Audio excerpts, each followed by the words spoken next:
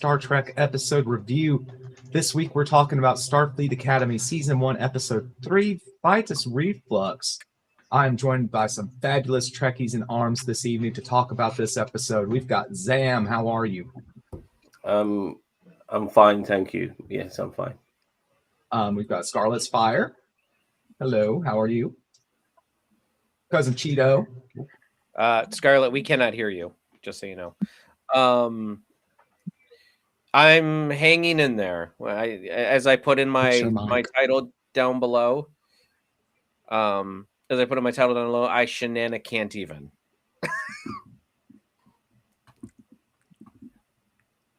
Okay, Lord Donkey, how are you doing? Everything is gonna be all right, y'all. Cheese puns in the house.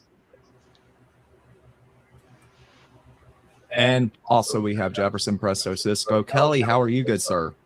I'm good. Doing good. Enjoyed another good episode of Star Trek. How are you guys? Proud to be here. Good. So, this episode, who wants to go first with some overall impressions? Zam? Why don't we start? No, I want to go first. Okay, Cheeto's chomping at the bit. Let's let him go. Zam or Mage, you have an echo. Just say I don't know if you know that or not, but because okay. My mic is on. I'll turn it off if I'm not talking. I despised this episode. I really did despise this episode. I really thought that this episode was an awful version of what I wanted from Starfleet Academy. The last 15 minutes of this episode was good. I did like the way that the end. We'll get more into details as we go. But I absolutely, and I messaged Mage this morning after like watching about 3/4 of the episode, and I'm like, dude, like I need to tell somebody who will understand. I hate this episode. Like I don't think I have disliked an episode of New Trek more than this episode here. So Even I'll the leave musical? it there, and then we can talk more in details later. But like, Even the oh, musical. buddy, we are in it to win it today. Even the musical. The musical was horrible. I loved the musical, but this is worse than that, Cheeto? Yes, it is definitely worse than the musical episode. I had some issues with the musical episode, but we can get, as I said, we'll get into this later. Excellent. Zam, how about you, boss? Oh god, this is we're gonna get controversial now, aren't we? I like this episode. I thought you might. I'm so glad it wasn't just me. Yeah, I like this episode. Like this is kids in school doing kids in school shit. Like, what do you expect? You know, this is a sort of like rivalry and stuff like that. Now, you can like go regarding the layers of saying like, why is a Vulcan so competitive and such an art? Well, I mean, Vulcans are assholes, but why do they find logic in what they're doing? Well, you know, keep in mind that with these kids in are the opposition. people of Navarre, which are kind of like a Romulan Vulcan hybrid. Keep that in mind. Now, I'll get into them later, though, but still. Yeah. All right, fair enough. But regardless of all of that, I do have my gripe with this episode. I'm not sure how I'm feeling about Holly Hunter's character, to tell you the truth. I'm not sure. I found her kind of endearing in episode 1, but the fact that this woman can't sit on a fucking chair properly by episode 3 is Wait, let's all do it. Let's all just.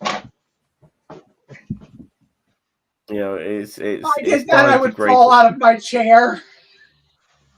This is hurting my it's legs. starting to I'll grate stop. at me a little bit. Like, I mean, I saw people making the jokes on her how she sat on the captain's chair, but now it's getting ridiculous. Now they're like, she's all over the fucking place on the chair. Like, just sit on the fucking chair and talk to your students without fucking looking like you're doing the Rocky Horror Picture Show or some shit like that. Just, you know what I mean? Just This is sit on an your fucking Enterprise. chair. We don't do the Rocky Horror.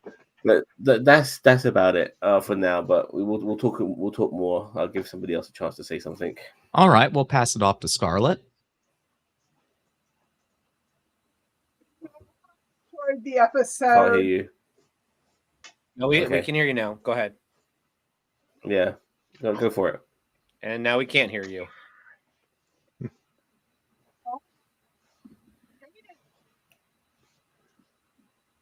No. We could hear you for a second. We're having a communications difficulties. Where's Uhura?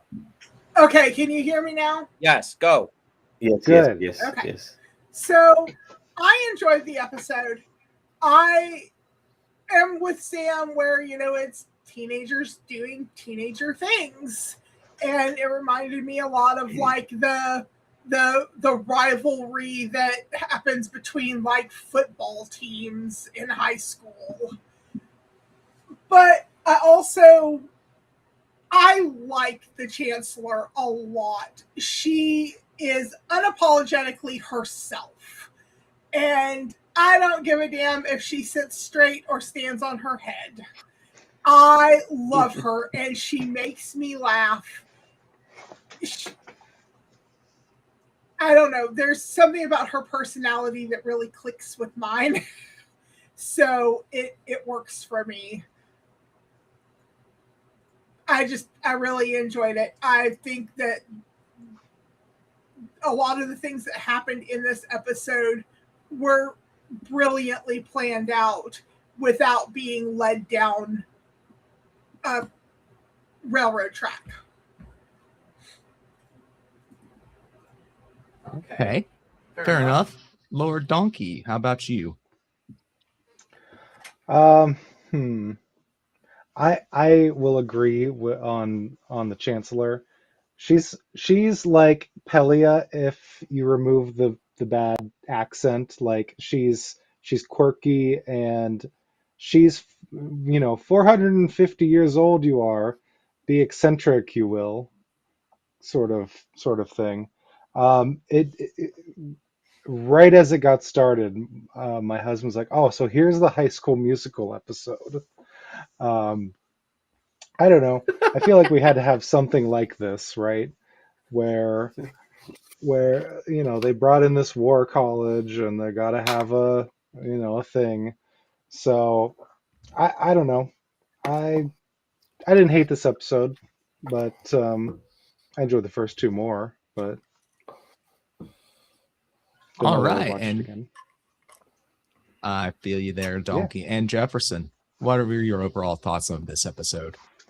I'm in shock that Cheeto disliked it so much because it's not like they're doing a bait and switch on us. We know what the show is about and what it's going to be like going into it, and they're doing that. No, we can no. I think. Hey! This is my time.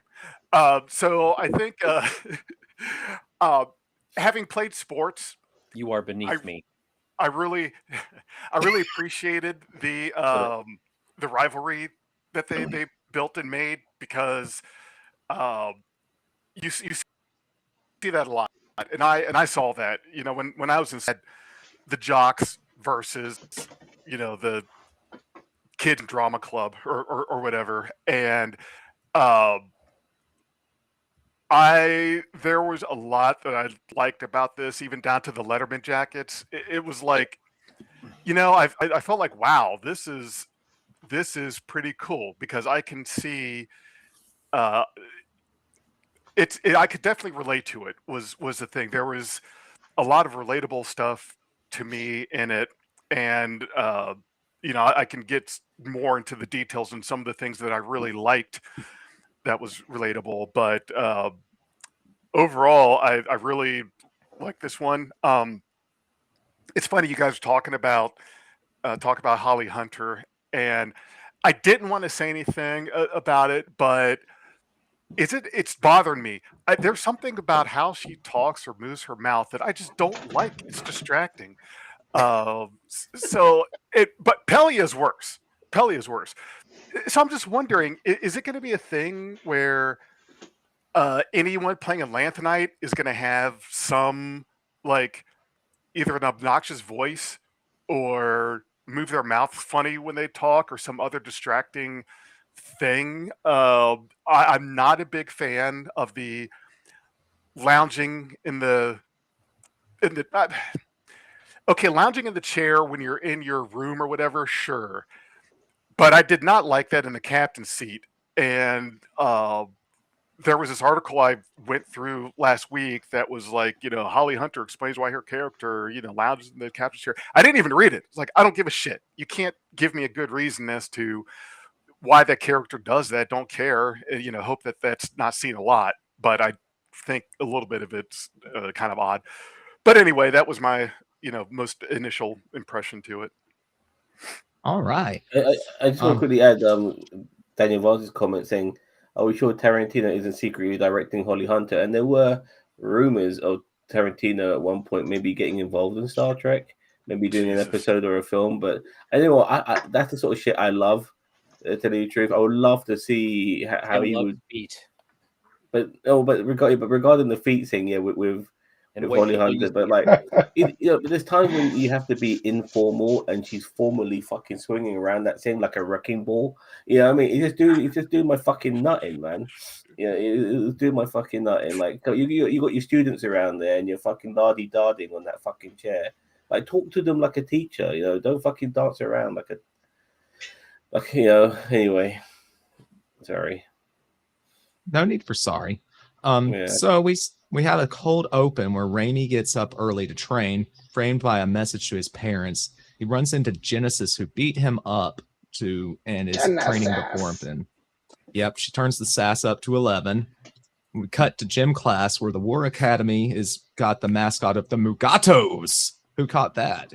Yeah, that is a lower decks level, like, Easter egg that honestly I did not like. I thought that I'm kind of the whole mascot thing, and I'm like, why? Like, why do we need a fucking mascot? Because this is college. This is college. It is college has mascots. Academy. And the War College. Academy. It's still college. If you go to a trade school, do they have a mascot? Not a trade school. This is not a trade school. Yeah, exactly. Different. Starfleet's a trade school, motherfucker. Army has a mascot. Starfleet is a military academy. Army has a mascot. Yeah, Navy military academy has a mascot. Everyone has mascots. There's nope. Army and Navy teams do have mascots. No, that's just one. That is one minor thing that I have. That is just the first thing that he brought up. So trust me, this whole episode, man. This whole episode. Please fill up my cup with your tears, Cheeto. What's it like to just be so miserable every day? You don't like kids. You don't like school. You don't like mascots. I'm sure you get beef about sports. Oh, I hate sports. He hates sports. I knew it. I like hockey now. Why do I hate school? I never said I hated school. I'm just fucking. You hate sports. But I did in this scene. I did love. What is her first name? Is it Laura Talk? Laura. Who? Laura. Okay. Who's the Chancellor? Or I still haven't. Number one. Number one. No, number one. I like her. The Commandant. I love her. She's amazing. He's like, what is it? What was the lady's name in Austin Powers? Like the one that's like, send in the clouds. Like I just. Ralph Orbisna. Yes. Yeah. Release the drones. Yeah, I love her so much. I was like, I was just like them, but like the whole beef thing in this scene, like I know, Mage, you're gonna get to this, but like it just piggybacks into my rage. Like the whole piggyback, like, or the whole sophomore shenanigans at Starfleet Academy and the War Academy. I get competitiveness. I'm not upset by the fact that they're competitive against each other. The fact that they're like picking on one another. The fact that there are pranks going on. Like, what? Like, why are we doing pranks in teenagers? They're not teenagers. Well, they're young adults. They're young adults, and it's like these are two military-esque academies. I'm sorry. Like, I think that this is not. I think it's totally reasonable for the competitiveness and the rivalry. Remember, Starfleet Academy has been dead for how long? So this is all new stuff for those cadets that are there. This is So this is if not this is not the Starfleet they're Academy. not the Starfleet Academy of Kirk's era. Hold on though. Hold on a second. We don't know what the Academy is really like. We've only seen in past Trek. We've only seen some glimpses, some mentions, et cetera, et cetera. So we Starfleet don't Academy, know the game. No, we game. Star know. Trek Beyond had a little bit. Sorry, the first Star Trek Kelvin Right. film had a bit. Oh, yeah. Yeah. No, So Starfleet. If you play Starfleet Academy, the game, you know Nobody's exactly played what that, Starfleet Cheeto. Academy is. but that's I not. Yeah, I know understand. that. Yes, I played that game, but it doesn't mean that that's canon, and then that's what the I Academy is mean, supposed William to. Shatner, George Takei, and Walter Koenig was in it. I mean, like it's pretty canon in my opinion. Like, Okay. by the way, if you want to see a whole Let's Play of that, it's on my channel, Milquetoast Gaming. I played through the whole game. Mage, reel me in, man. We got to move We're on. gonna have Yeah, to beam him into the hitbox. You know what? Right. Did you guys get a moment of Starship Troopers? Yes. Yeah, with the commercial. Yeah, That was join awesome. Starfleet Yes. today. haven't So seen Helldivers also. Yeah. Well, Helldivers is copying Starship Troopers. Just so you know. Absolutely. Yeah. From the game itself, whatever it was called, I was getting, wait, this is just Halo and Star Trek, and oh, this means, are they going to be putting out a video game based on this? Not that I'm aware of. It felt like that was where we're going with it. Yeah, but like I said before in the previous episodes, when Discovery went into the 31st century, they didn't need tricorders anymore. With everything with a holographic display, so the fact that they're still holding devices, I'm not really a fan of that. You know, like they've got tablets and stuff in the 31st century. Not a fan of that at all. In a school setting, they are using the tablets, but we don't But know shouldn't everything be a how they hologram? are. Like, you know, even with the Doctor, who was funny enough not in this episode today, but Yeah, in episode that's one sad. and two, episode 1 and 2, you asked for a tricorder, no medical tricorder, but obviously they were trying to, do a nostalgia trip with Voyager. But the point is that their tricorders are on their device, on their shirts. You know, it's a holographic display. Why is it a fucking handheld device? I mean, that was established in Discovery, so I'm finding all of this a bit weird. It might be one of those things where when their little comm badge hologram isn't working, they still need to know how to use the actual device.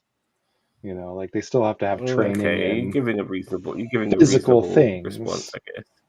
I try. Okay, here's what out that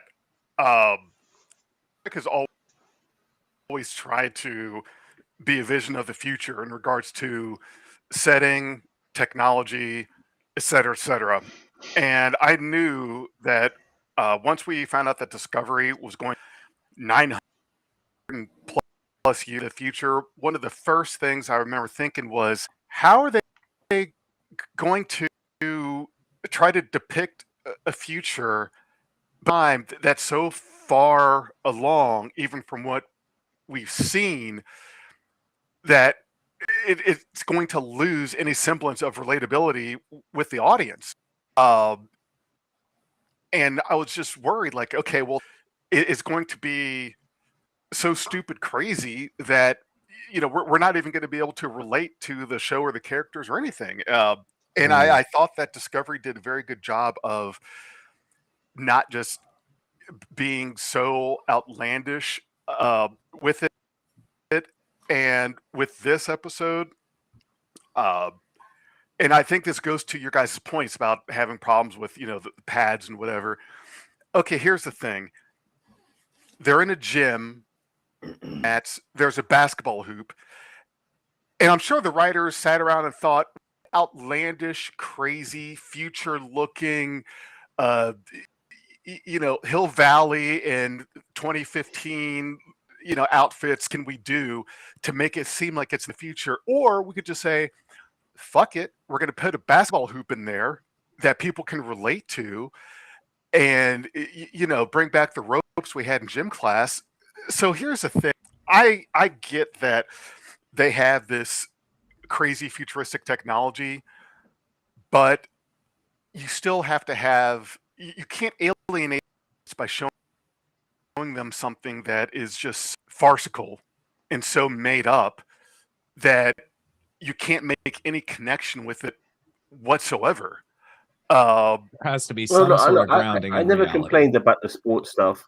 I never complained about the sports stuff because even like things like with soccer, we've been using goals and wooden posts for over a century. Like those things are standard. It's very hard to future tech that shit. But stuff like actual technology, when they've been established in Discovery a particular way, now we're reverting it back to how it was in the 23rd century in Starfleet Academy. I just find that the wrong way to go because we've established that we don't need physical tricorders in our hands in this century. We just have a holographic thing that comes up in front of our faces and we can scroll it around and that's how we fucking do our shit.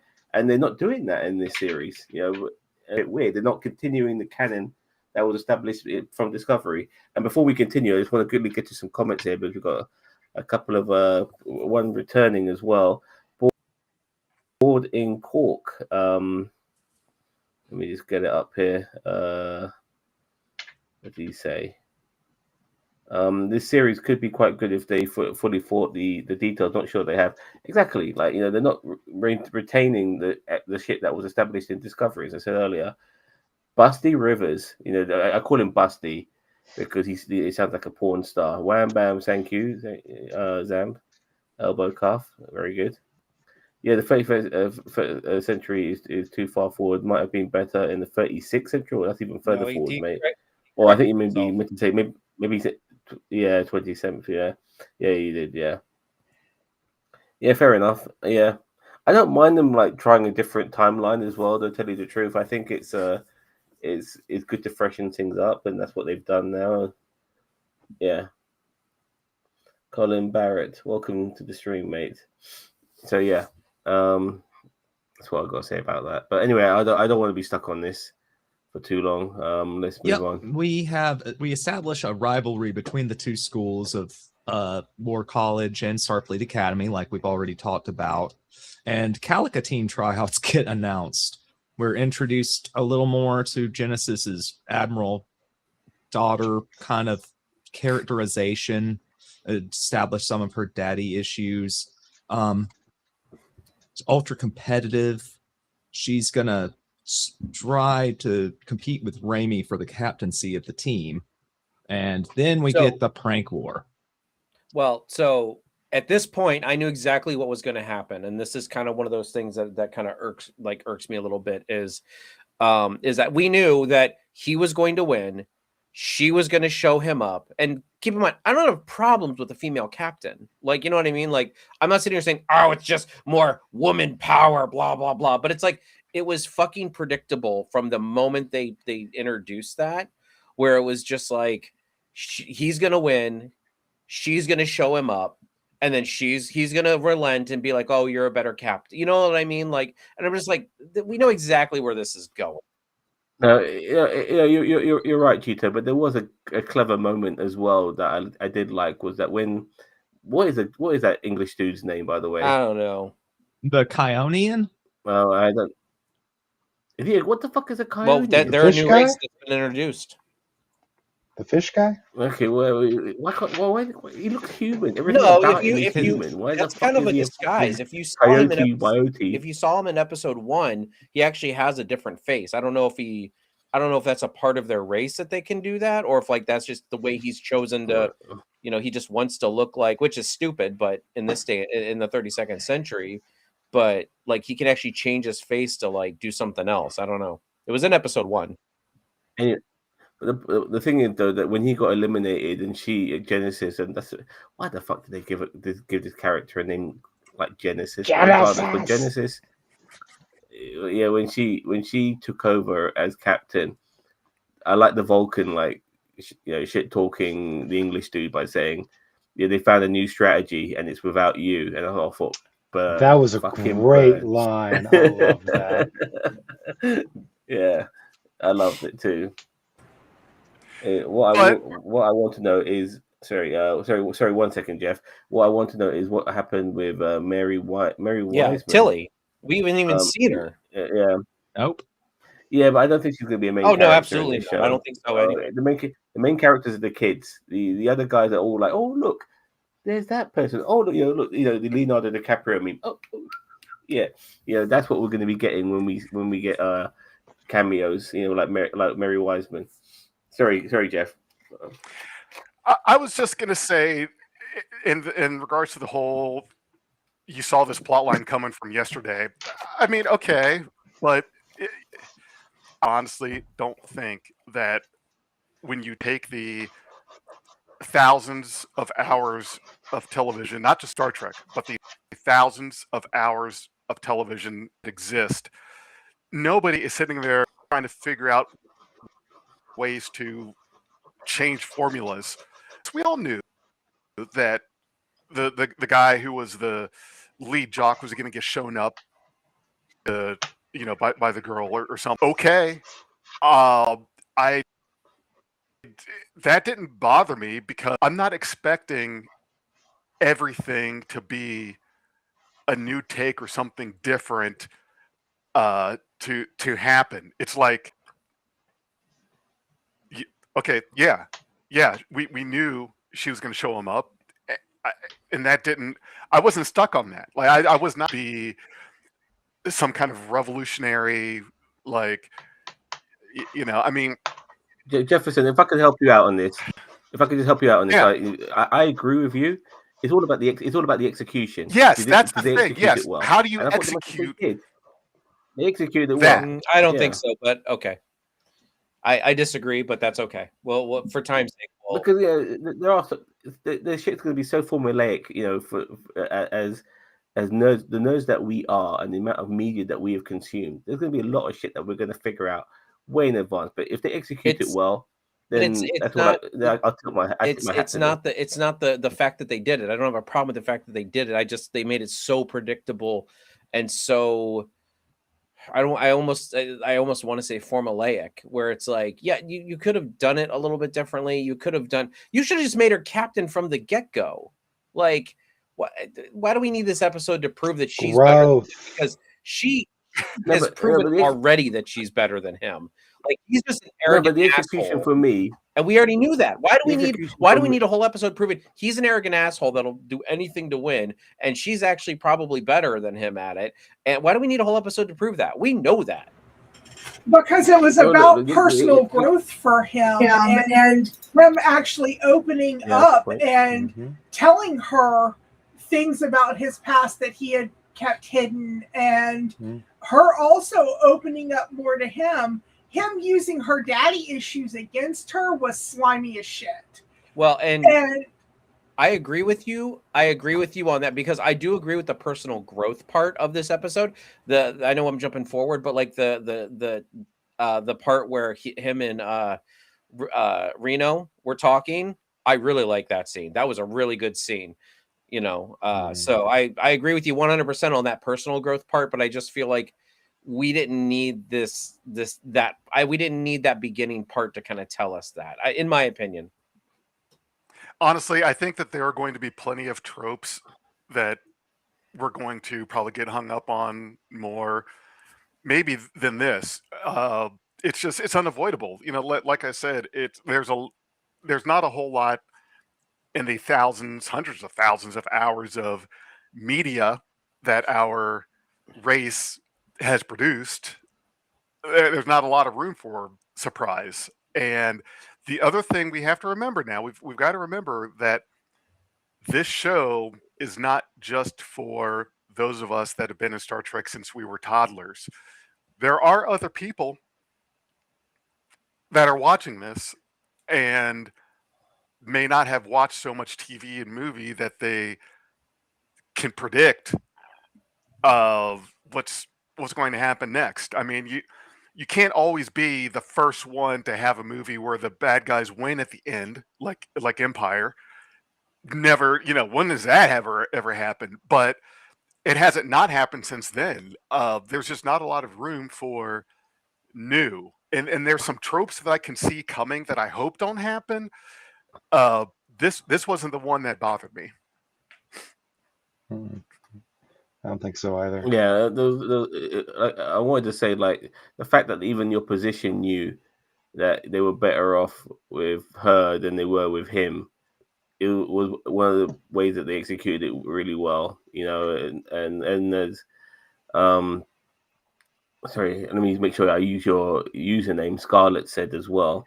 That there was growth in that too, which was good, and we're going to see that these guys are going to be they're like the little saplings that like to mimic your voice, as we saw in this.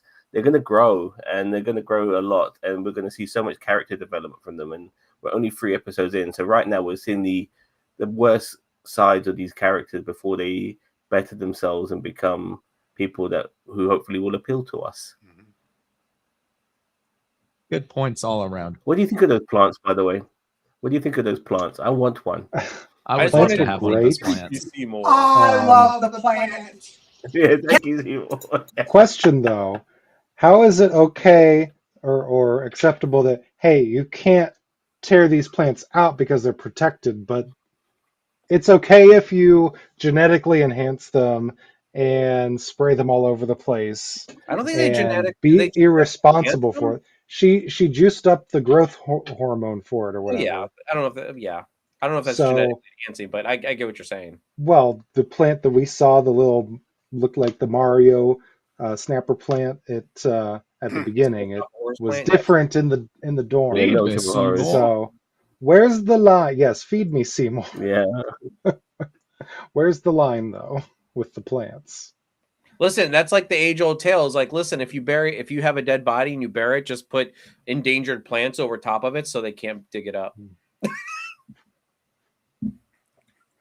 What do you guys think of the Klingon? Because I like at some him. point I like him too. he reminds me of what an actual Klingon is, but then he goes full on pacifist a little bit Yeah, but later on, and I don't know. But That's Worf. his. Yeah. That's been his I mean, thing that's from the like beginning. Worf, but better. Like this guy is Worf, but better. I think.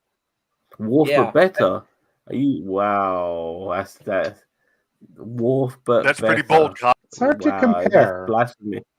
Bold move, Cotton. Let's see if it works out for him. And how is he better exactly? I'm just curious. I think that he carries himself better than Worf did, especially in the beginning. You know what I mean? Like, I don't know how he's going to advance, but I mean, like, we all know like the memes about Worf being a bad dad and all this other stuff, and it's just like Worf was always the person getting thrown across the room. Like, yes, that's because he jumps headfirst into things that probably he shouldn't be fighting, which is fine for a Klingon. But like, I like The this Worf effect. I do like the fact of a Klingon healer. And like he's like, listen, there is honor in a good life. There is honor in, valuing life. You know what I mean? Like I this is the stuff I wanted to see from Discovery when we actually visited the Klingon Empire in the 32nd century. I want to know what the Klingon Empire's been up to. Now I still want to see more, but like this is a good little window into the Klingon Empire where I'm like, where are the Klingons now? What I like Catching about up with this the show, Klingons. it's catching up with the Cardassians. No, I'm not saying Cardassian. I'm not saying he can't value life, but I still expect him to be a little bit more of an ass kicker than he is. He seems to be like he wants to stand by his friends, but he doesn't want to, throw hands. He's a It's just bit left-wing weird. Klingon, you know what I mean? Like he's very pacifist, We'll take him. He's the radical left Klingon. The gorgeous left Klingon. Maybe not the left wing Klingon, but maybe the woke Klingon. No? Here's the thing that I'll say about that. It's kind of okay.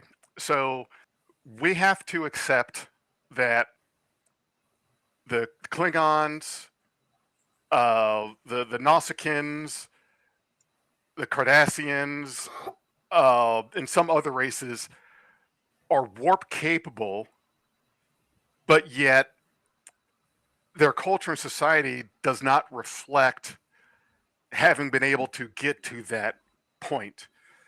And that's I think that's the tough part is okay. So the Klingons culture race they show doesn't want to be a warrior, yet somehow they develop warp trap. They pull that out of their ass. The Packlets are supposed to be dipshits, but somehow they are capable of warp travel. The Nausicaans are basically the Star Trek version of the Predators. This, they don't even have fingernails that you can work with, but some develop warp travel. It's just okay. You show us these races when they have this technology, but then every single thing you show about their culture contradicts the ability to work towards being able to do that. It's they've got a primitive culture, basically. They've got a primitive culture. That's the problem with having a planet of hats, I feel like, where everybody is homogenous on a certain planet. And I like that this show is, and the new Trek will have things be a little more complicated than that, not so black and white. Playing more diverse, a little bit, may I say? Dare we say it? More diverse, but that's just me When playing did devil's Star advocate. Trek get so woke?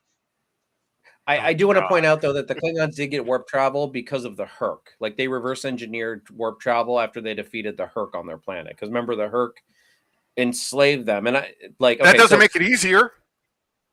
No, but they have the technology right in front of them, and they just reverse engineer. It's easier to reverse engineer than to create it from nothing. But okay, so let's just say you get lucky enough to reverse engineer it. Now you have to duplicate it. That's not easy. Reverse engineering is hard enough. Once you accomplish that, now you have the challenge of doing it again and doing more of it, and then making it better. Yeah, I know the Herc argument. I think that doesn't do it. But I also think I think that, and I'd have to research on this, or Daniel Vance can correct me if I'm wrong, but I also think that they, like, after they got warp travel, they went out and like committed mass genocide and stole technology. Like, they were basically raiders and did mass genocide to other races in their territory of space and stole their technology. That's where a lot of Klingon technology came from originally. But Reverse you still engineering it. I have a recipe from my mom. I followed the recipe to a T. I cannot get this thing to taste the way she got it to do. And I did everything exactly. That just because you have the steps and you have the recipe doesn't mean you get the same flavor. And I tried it multiple times. This is for real, actually.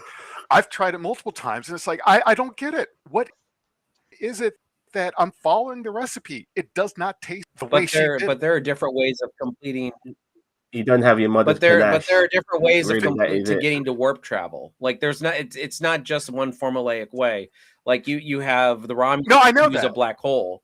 Like you have, to power their ships to get them to warp drive. So it's like, I feel like that yeah, probably many Klingons died trying to figure this thing out, but like they were willing to say, That's what I was the honor of being some non-warriors that had to do it.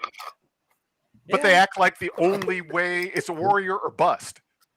But yet we have all these ships and all this warp technology. That's a thing that it doesn't jive to see a Klingon that is not 100% warrior and act like it's weird.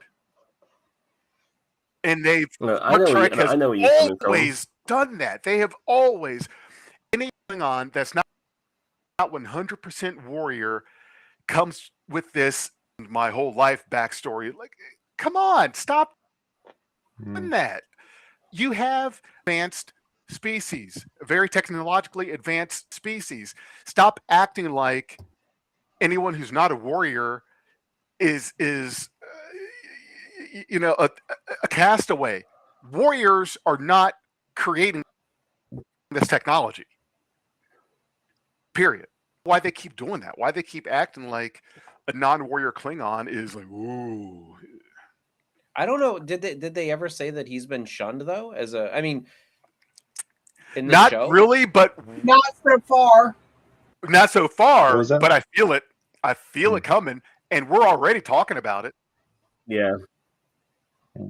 We're gonna have an episode based Well, on him eventually. And honestly, I feel that'll like be if his episode he bringing is stuff. shunned, I feel like that is a huge step backwards for the Klingons, and that's not what I want. As again, I want to see the Klingons moving forward. I want to see the influence of the Federation, and then being a member race of the Federation for the past 400 years, 500 years, rubbing off on the Klingons. And you have science Klingons, and you have it's like Ferengi. I want to see you see tons of Ferengi officers. Nog started that trend of all these just greedy Ferengis, but Nog wanted something better, and that's the catalyst there that started the Ferengi into this better. Like I feel like this better state that the Ferengi Alliance is one thing I want to see more of in this show. You know, I want to see the 32nd century version of these races that were very stereotypical back in the 24th century and 23rd century. I want to see them being like where they're at now. And I hope the Klingons have advanced. Like that's why I love the whole the Navarre thing, where the Romulans and the Vulcans came together again, and they formed a whole new society. And that I love that. I love that episode. I love that progression of the Vulcans and the Romulans, and I think that is what what this era of Star Trek needs more focus on that. I agree with you on that. The Romulans didn't really have a choice, though, did they? They didn't have a planet. So. Thanks, Spock. Yeah, but they had the whole Romulan Star Empire. Like, yes, Romulus was destroyed, and the Romulus, and that's a huge blow. But it's like, you know, again, it's like they had a whole empire where, you know. So anyway, let's get back in because we are way off topic. It's We weird, have to touch on the heist. You got two races of pointy-eared aliens, and yet they have to somehow be connected to each other. Well, there's a variety of different aliens that all look human, and we're not related to them whatsoever. Weird. And also, Earth has so many languages and cultures and shit, but every other alien race is just one language, one culture. It's like, Now they do talk Planet about of Hats. Well, but they also talk about different dialects of Klingon, different dialects of Romulan. Like they've made mention of all the different dialects, you know, in different on other planets. It's just all taken care of by the universal translator. Good point. Very well. Okay. So, what do we think of? Let's just break down kind of the themes of it a little bit. Mage is like he's just throwing his notes out the window. Like he's just like, oh yeah. I like the sorry, Mage. But you know, like I like those transporter guns. I got to give me one of those. I wanted to talk about the That's game. pretty cool. What do we think about the game? Like I said, it felt like Halo. Yeah, it's laser tag. Also, okay, that was cool. It's like a military version of laser tag. Yeah. Yeah, pretty much what it said on the tin. I mean, it was very on the nose and just like, okay, it's a thing we've done for a long time, and we have weird mascots and. Let me know when it's my not turn. Much. No, Actually, Peter, I do not yield my time. No, I'm just saying. Let me know when it's my turn because I always ask you, Chief, we get X-Men 3 vibes. Okay, yeah, not just me. All right, I'm sorry, Lord. No, I was just going to say it didn't feel that well thought out, but also I didn't feel like it needed to be that thought out, I suppose. What? Oh, right. Okay, you can talk, I think he's Cheeto. saying he agrees with him. Okay. Yep, let's let Cheeto. He's about to sit on his hands if we don't let him talk. No, wait. Make him the biggest screen on the thing right now so he can have his moment. I don't need that. I really don't need that. No, is everybody else good? Like everybody else? Go for it. This game, yeah, it's like Halo. It's like I got X-Men. Zam, you're exactly correct. I got X-Men 3 vibes like at the beginning. It's so like it's laser tag. Like I could see if this was like a training simulation where you're like, okay, this is a ground combat simulation. what kind of freaking sport is this? Like, get the frick out of here with this. Oh, it's laser tag, but there's a mascot. I'm like, I hate this game so much. I'm like, you couldn't possibly do something like, at least with Quidditch and Harry Potter, it was original, and it like kind of made like it kind of went hand in hand with like wizardry and stuff like that. This is just like, hey, we're playing laser tag. That's it. Transporter guns. And by the way, you're not even really, y'all suck anyway. That whole sequence, I was rolling on the floor when the War Academy played that video of all the bad parts that happened in their training session, because I was just like, that is the most disgraceful thing I've ever. You've got a protonic, right? Photonic. A photonic being that is scared shitless out of her mind. And like, I get it. If she's like, I feel like if it was she's like 6 months old. If this was like real life situation, or she didn't know she was in a simulation, I could see that. But like, she knew she was in a simulation. I think it would have been even more like better if she was just walking around going, "Ha, you guys can't hit me," like goofing around. That would have been more forgivable than her freaking out, hugging onto things, screaming, being freaking extra on the battlefield. And like, I can't with this sequence so much. That whole character is extra though. No, that is like her whole personality. She is extra. Yes, and it's great. No, it's not. It's not okay great. Thal should be extra. She's a Klingon Jem'Hadar hybrid. She should be extra. Not a. Well, we just found out she's a wonderful space lesbian, so leave her alone too. Listen, I don't have a problem with her. I do not. She's like one of my favorite things about this. Although I don't. I think that relationship kind of came out of nowhere. But still, anyway. I mean, Rena was going to find somebody, so. Yeah, might as well be another person on the cast of her new show. Why not? Because coincidence. Anyway, no, but this game is so dumb. You can't even explain this game to me. Like, you got to run up and shoot the dot above the mascot. Like, it's capture the flag. Yeah, but you're not capturing anything. You're capturing the mascot. The mascot is the flag. You don't capture the mascot. You shoot something above the mascot. You get somebody with to indicate that you've captured it. No, but they're playing for captaincy, Cheeto. That's what they were doing. Those two. So whoever didn't end up shooting the icon. You're further forward than I am. I'm just talking about running around. And then we're supposed to protect the mascot. Yeah, they did not do a good job. Are you doing the mascot thing now? Okay. No. Yeah, no. I just this whole sequence made them all look incompetent and horrible. And all they had to do was replicate an Xbox training whatsoever. And I listen. They made them look bad on purpose just so they can come back at the end and win. And they didn't even really do that. But I mean, they did win in the prank war. But I mean, yeah, like listen, the last 15 minutes of this episode redeemed it up to tolerable for me. Okay. It finally felt like Star Trek. Yes, the last 15 minutes of this episode felt like Star Trek. Everything before that was just utter freaking garbage to me. Well, with Holly Hunter basically kind of shadow explaining how to beat them while I didn't berating mind them at the same time. That's the stuff I didn't mind. I'm like, okay, she's educating. That's fine. You guys were talking about her the way she's around in the chair, and I'm like, I don't care. Like, I think it gives it personality. A Lanthanite's gonna Lanthanite, apparently. Yeah, apparently they're all eccentric, like a Time Lord, just from being. Listen, if there's ever a male Lanthanite, it needs to be Jeff Goldblum. I'm just saying. That would be fabulous. He'd do it in a heartbeat. Gotta get used to these Lanthanites. I like Lanthanites, and as I said, I mean, I like the idea of Lanthanites, but they just got to be odd and extra. That's probably just their trope. Mm-hmm. That's something that I really like too. I think when you have lived that long, you've put a lot of work into that quirky, and you've tried other things, and found out what makes you you. And there's nothing wrong with being eccentric. Lanthanites aren't the only creatures in Star Trek that have been eccentric.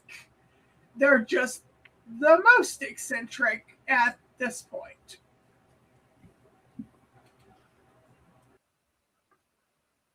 I like it. I'm just getting used to it, I guess.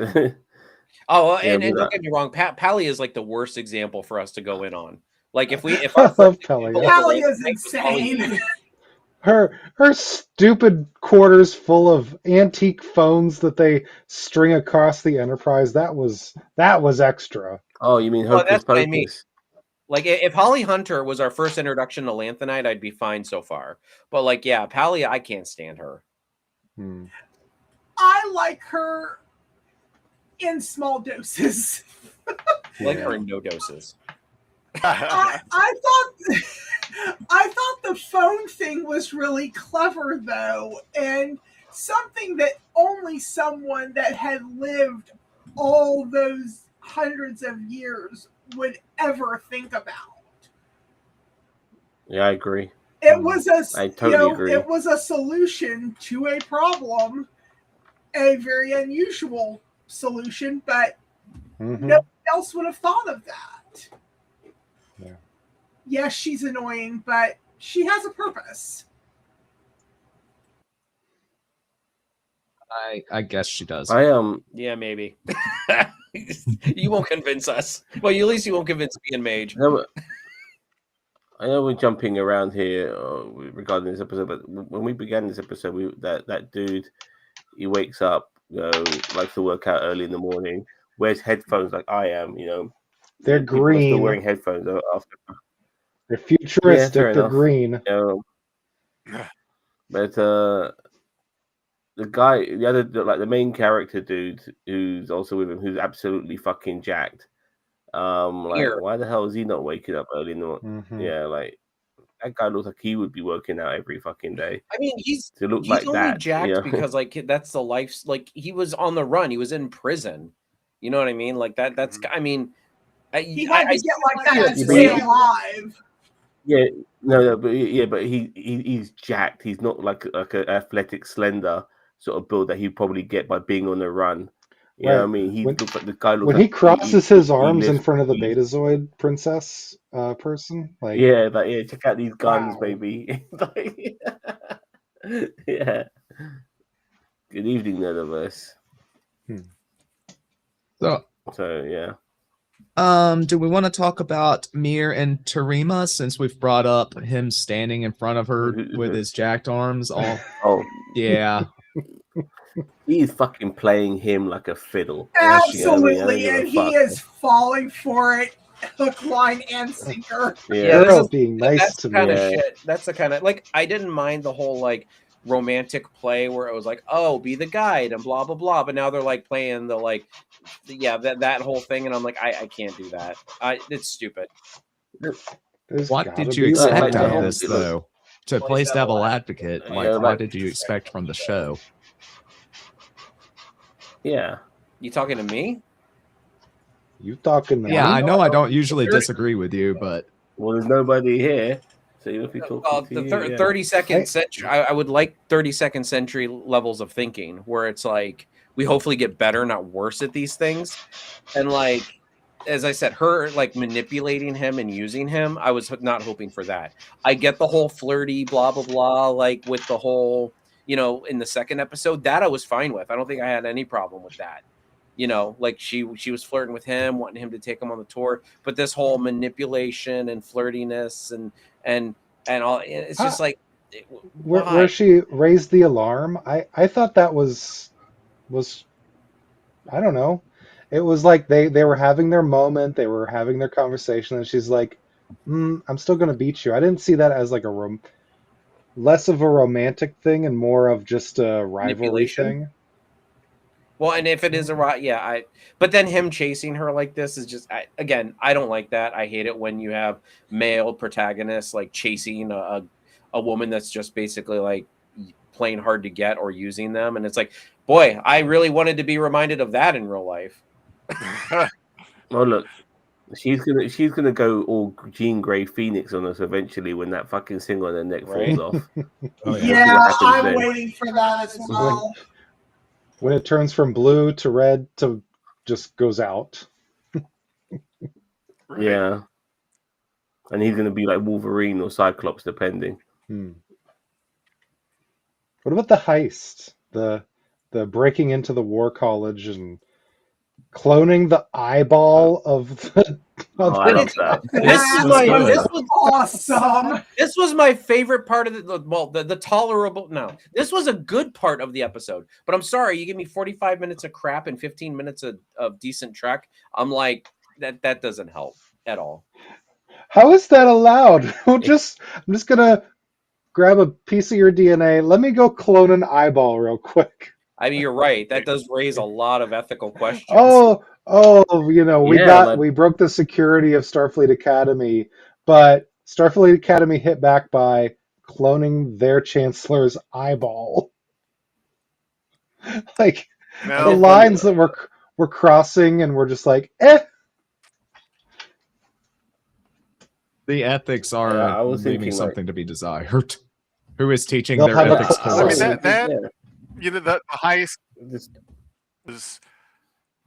I wasn't underwhelmed. I wasn't overwhelmed. I was just whelmed. It was like, okay, yeah, there's going to be a heist, you know, in this episode.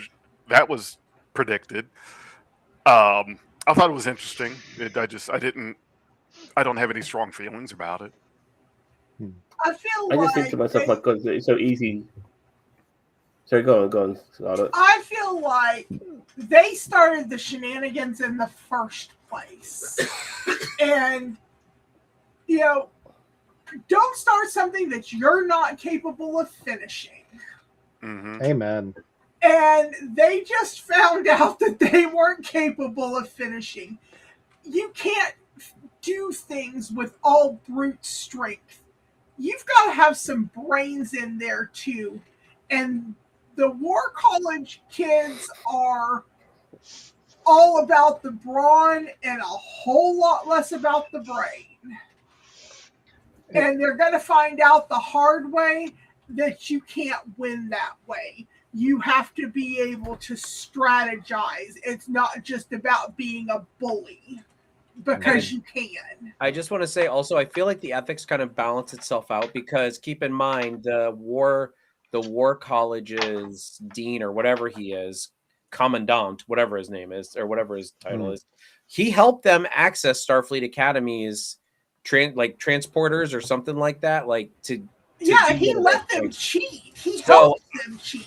Yeah, I mean, maybe I can see it being an ethical problem if, like, you know, with them like cloning eyes and like breaking into places, but like at the same time, I could see Holly Hunter being like, "You gave them access to our security, your people Tit access for to our tat. security." So Right. like, I just gave them your eyeball for one evening. I gotta say For me, the chancellor, what's her? Oh, Brit. What? Wait, Holly. Well, her name's I Holly. can- The actress's Holly name is Hunter. Holly Hunter. Nala, Right. I she's was Nala forgetting. Ake. Yeah, okay. Her going to the chancellor's Elastigirl. office, showing off her feet, breaking all the rules of tea, and giving the other, is he chancellor or is he commandant or the other leader of the college? I call him yeah, jackass. the colonel, He's a jackass. But her the giving warrior leader. him a warning like, here's your chance to stop. Very 10th Doctor of her. And she's also 400 plus years old. Like, like this is your final warning or I'm going to end you. So I did enjoy that, regardless of the I just want feat. to, before we tangent too much, I want to get back to that eyeball thing and various other things, because it just made me realize how easy it is to steal somebody's identity, how easy it is just to break in and take anything, Right. because there are ways of getting around everything. You This is know, what century again? any crime committed, you know, you and it might fall upon you to be the person who's the culprit. Or you can just say, well, look, so and so copied my fucking identity. They must have got my DNA, made a fucking eyeball, and done it themselves. And That must have been use some sort of AI. holographic They must display. have copied my. Yeah. Sam duplicated their image, stole their eyeball, and now they got away with it. But If you don't, here's the if thing, it looks, though, Yeah, exactly. where the Chancellor helped lead them and give them ideas, she didn't do things for them. You know, she Gave them the fungus. She It's put the not- path in front of them, but she didn't. but they chose to put- walk that path. Yeah, the War College was just like, "Hey, we need this. Even the Okay, here's their access."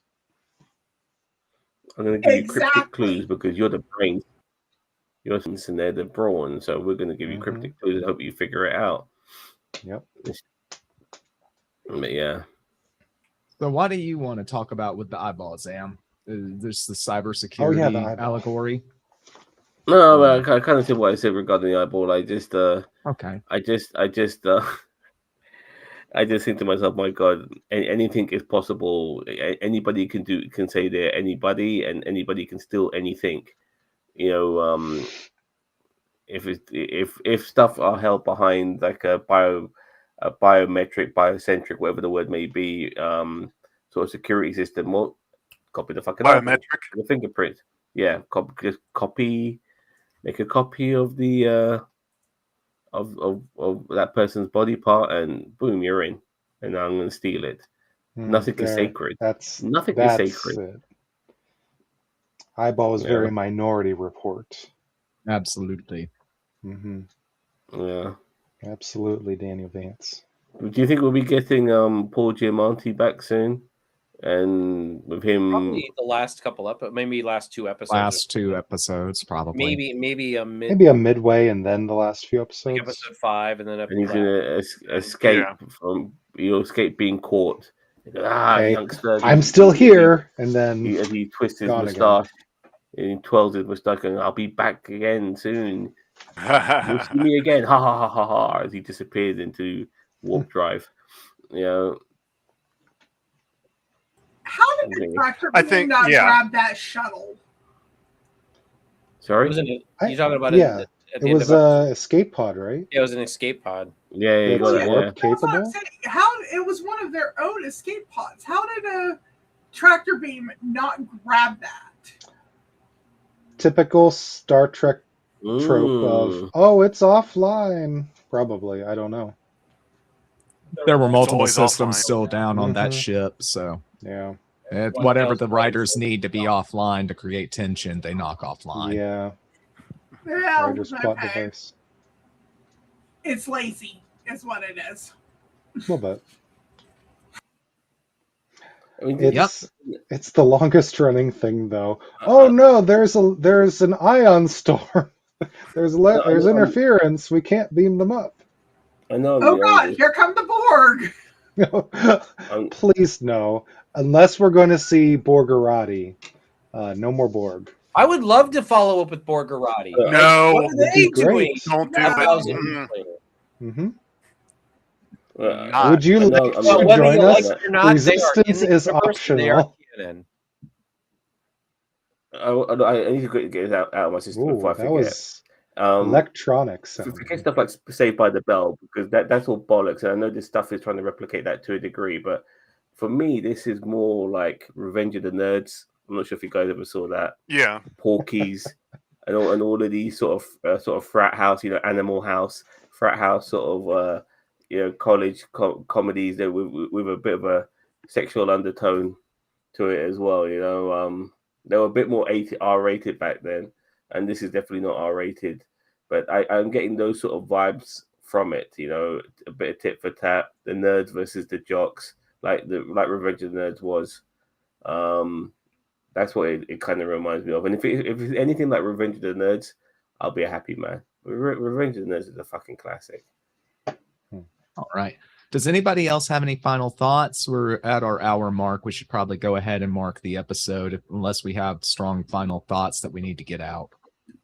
I think I've I hope they bitched don't enough. Yeah. Y'all got my point. 10 out of 10, best I Star just Trek don't- episode ever. I don't want like this sort of like shenanigans to be happening too often. I want them to be Yes. doing other stuff. I want them to maybe go on a field trip in space somewhere. You know, do a field trip to the moon or Titan or whatever. You know, maybe do a field trip to a planet where they have to basically pick up some samples and they uncover some sort of massive fuck up or whatever, and it leads to like a classic Star Trek episode. Something along those lines. That would be pretty cool. Yeah, that could be pretty cool, but not more of what we got this week. Not. I'm glad we got it, but I'm done with it now. I want to move on from that into I something else. agree with that. We got some shenanigans. We got the High School Musical Saved by the Bell-esque parts. Let's go explore. Yeah. If you can't remember her name, Yeah. just call the Chancellor Chancellor Belding. Chancellor what? Belding. From Saved by the Bell. Oh, okay. Saved by the Bell. When I wake up in the morning and my comm badges are ringing and You know what? Look at that About Saved poll. by the It's Bell? 100% 10. I like not once did they ever get away with any of their shit. They always got caught at the end, and I thought to myself, just once, just get away with it. Just get away Then with they it. couldn't learn their lesson, though. But they don't learn their lesson, but they keep fucking doing the shenanigan every week. You know, like That's what Keep show, getting the show detention is or about. whatever. Yeah. yeah. Okay. Let's start with you, Zam. What would you give this episode if you had to mark it?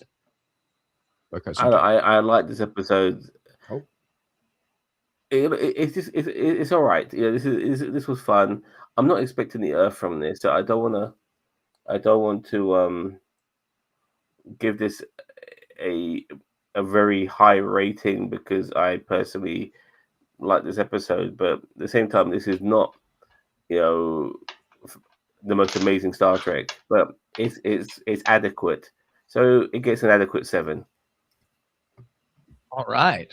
Fair enough. Scarlett, let's go on to you. I'm going to give it an 8. There are a lot of parts of it that I really enjoyed. The ethics is something I had a little bit of an issue with. Cloning the dude's eye. That touches things that I don't know that I would be okay with. But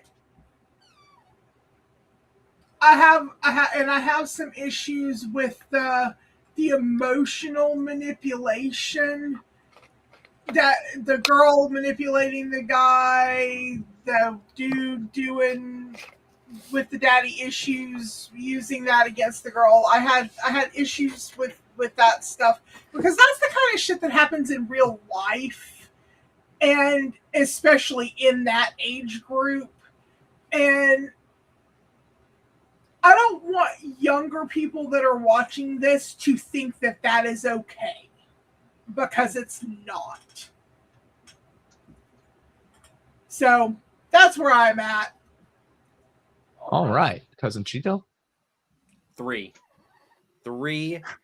And the only reason why it gets a 3 is because that last 15 minutes actually was decent track. I was gonna say I'm shocked it got that high. I know. Wow.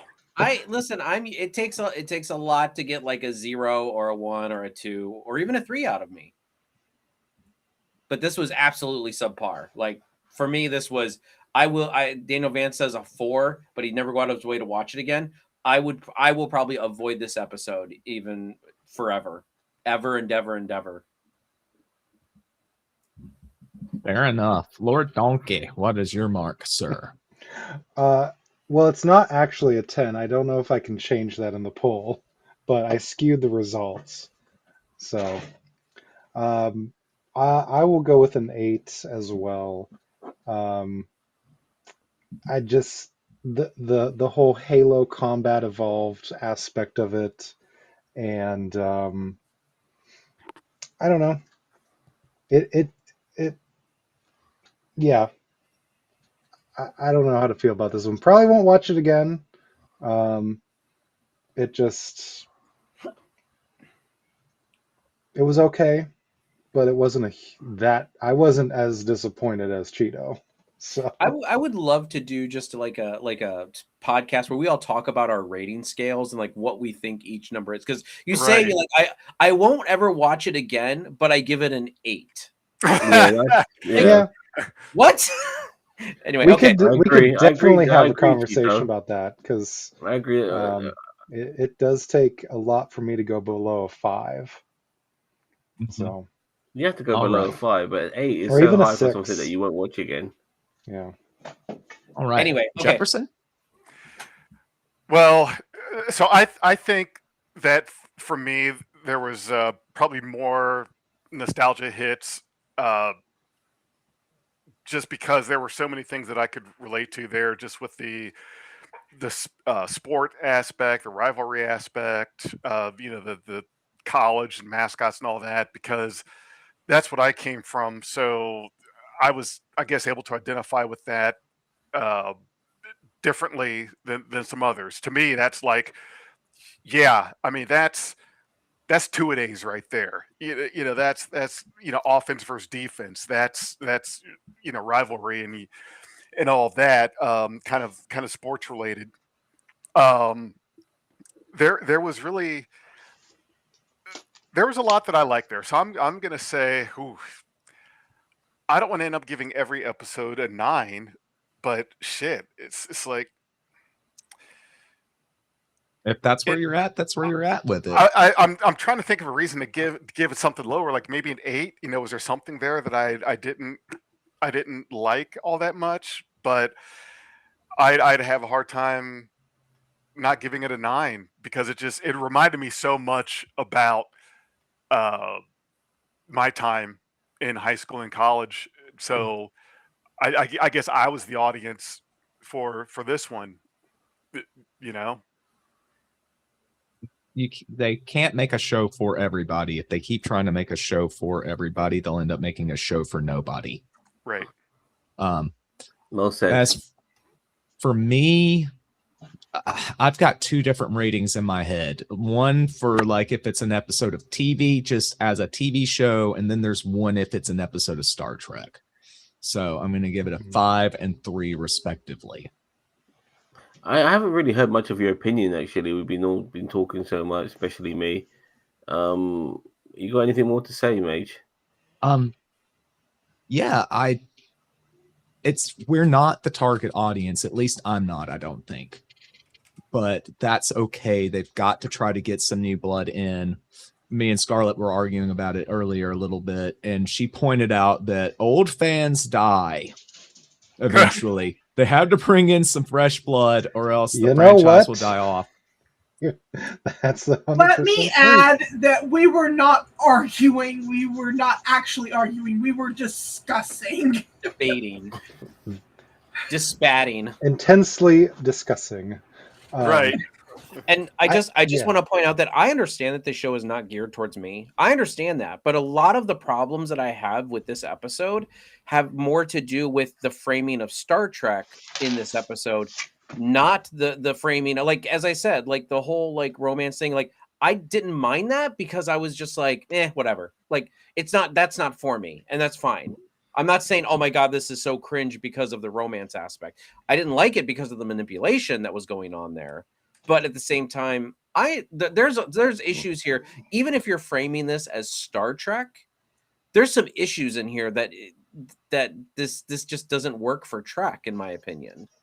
I'm not saying the whole show doesn't work. I genuinely enjoyed the first 2 episodes. This one was like just horrible for me. I feel like getting hung up on the Star Trek aspect of it, like we're holding Trek up as this. It is a monolith, but it's called holding it up. What? It's called Star Trek.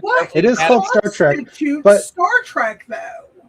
We're gatekeeping the episode from ourselves because we're saying, "Oh, it's not Star Trek," or it's. I never said it's not Star Trek. It's the idea.